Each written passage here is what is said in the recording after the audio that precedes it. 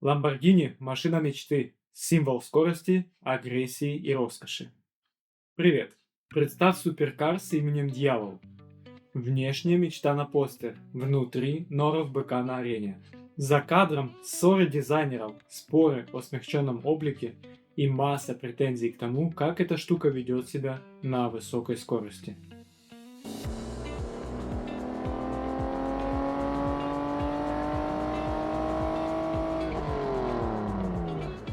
Lamborghini had many rivals, but no equals in the world of supercar production.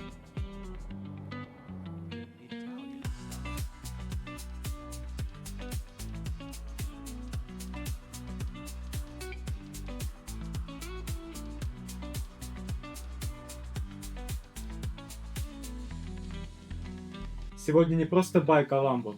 Это история о том, как вкус власти у одних и вкус скорости у других чуть не похоронил целую историю бренда.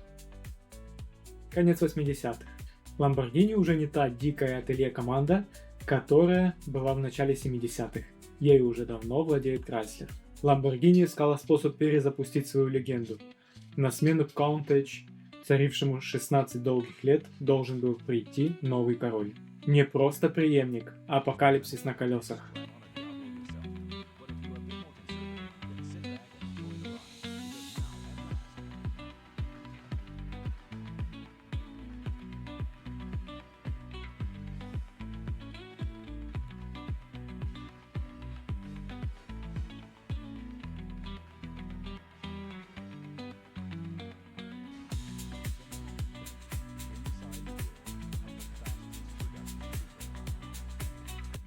Технический гений и главный инженер Мауро Форгьери, который когда-то работал с Феррари, теперь служит быку. И вот ему поручили сделать невозможное – автомобиль, который сможет перепрыгнуть через свою тень. Достичь заветных 200 миль в час – это 322 км в час. Цифра, бывшая тогда священным граалем для серийных машин. Дизайн доверили Марчелло Гордини, чье перо создало иконы мира авто – Miuro и Countach. Его проект 132 был потрясающе агрессивен, острые клинья, разорванные воздуховодами, словно скальпированные хищником. Но американские хозяева говорят, слишком агрессивно, нужно смягчить.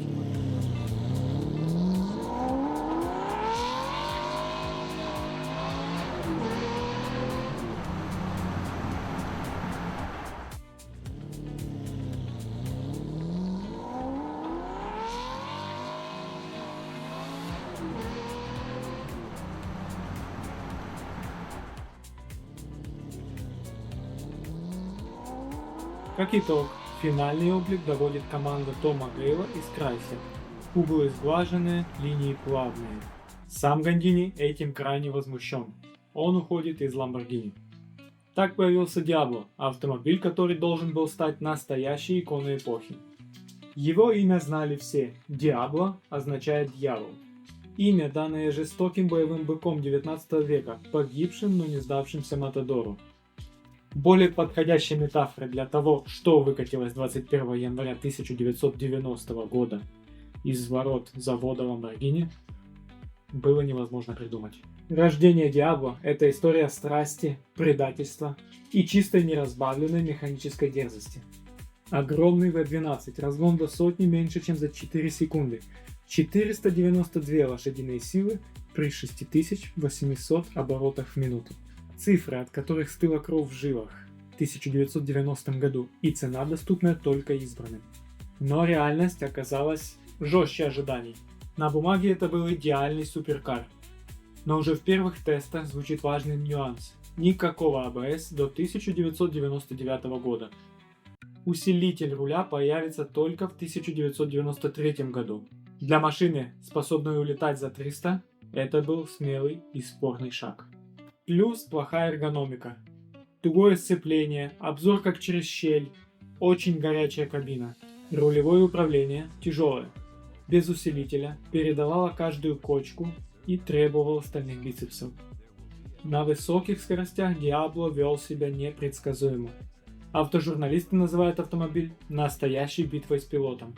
Система охлаждения не справлялась, двигатель перегревается, а задняя часть буквально плавится от жары. Но в этом был весь Диабло. Он не шел на компромиссы. Он требовал мастерства вождения, и он любил наказывать за ошибки. Он вознаграждал бесстрашных адреналином, сравнимым только с полетом на истребителе у Земли. В процессе начали появляться статьи о том, что Диабло не только неудобен, но и небезопасен. Некоторые из тест-драйвов заканчивались авариями. Представьте, суперкар за сотни тысяч долларов, который на трассе может предать водителя. Это был огромный удар по имиджу Lamborghini. Диабло часто мелькают в шоу и клипах. Это символ статуса 90-х. Но иногда символ кидает сюрпризы. Например, Top Gear, 2020 год. Водитель вылетает за ограждение на мокром асфальте, без запредельной скорости.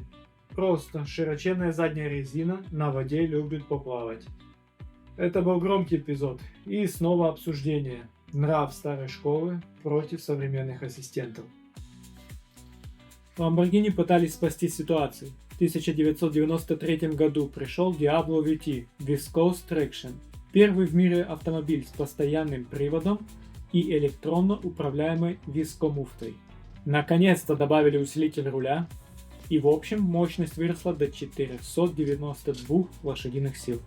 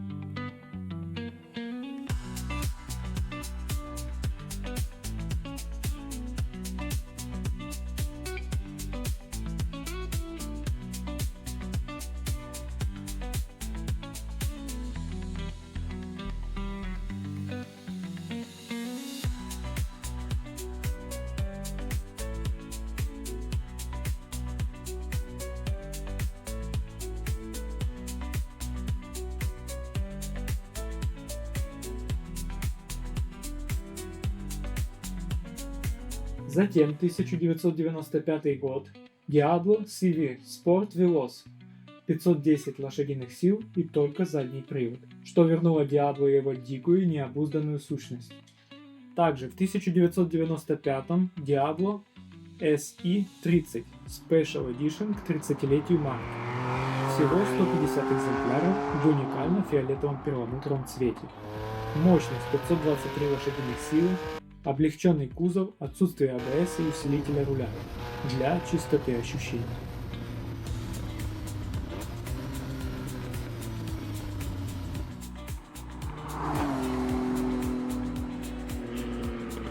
Diablo — это последний истинский Lamborghini, последний, созданный до прихода немецкого подряда от Audi. Он воплощение итальянской страсти, инженерной дерзости Форгьери и даже боли Гандини. Он правил 12 лет с 1990 по 2001, став символом своей эпохи. И да, тот злой облик Гандини не исчез. Он живет в Чизетта Мородер, отдельной ветке. Сегодня Diablo воспринимается как классика. Его недостатки превратились в легенды, а те, кто смог приручить этого монстра, до сих пор называют его одной из лучших драйверских Lamborghini в истории. Но правда остается. Diablo — это учебник о том, как амбиции и дизайн звезды, вкус автогиганта из США и ожидания фанатов могут столкнуться в одну искру. Тут не было одного фатального винта, но шторм был знатный. Скажи честно, ты за гладкий, умный суперкар с кучей ассистентов или за дикий, тяжелый и горячий дьявол, где каждый метр — это дуэль? Напиши в комментариях твое мнение. Также не забудь поставить лайки и подписаться на канал.